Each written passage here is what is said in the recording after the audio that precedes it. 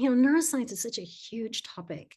And one of the things that I love about the academies is that we have some very straightforward, relevant, applicable things that make it practical. One of them is our red zone, blue zone concept. So simply the red zone is when you're in the fight flight state, you lose a lot of your cognitive, creative ability and your ability to relate to others. That's red zone. So blue zone would be when we're not in the fight flight, we're in that different sort of physiological state where we are going to have greater flow to the prefrontal cortex. We can think better, we can create better, we can be more creative, we can be more collaborative, and have more trusted relationships.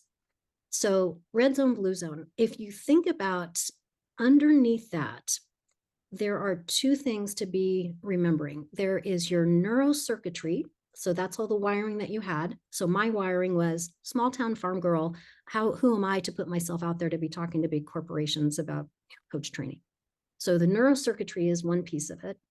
Then the neurochemistry is the other piece of it.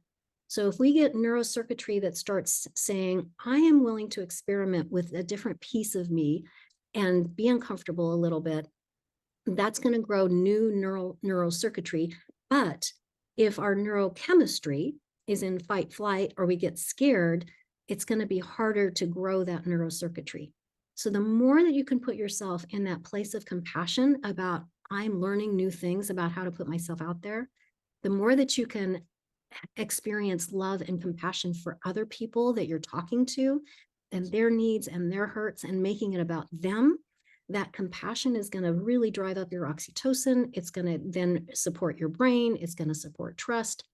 So I think from a brain-based perspective, remembering the red zone, blue zone, the circuitry and the chemistry, and how can I kind of put an experiment with pushing those different buttons so that they work for me and not against me.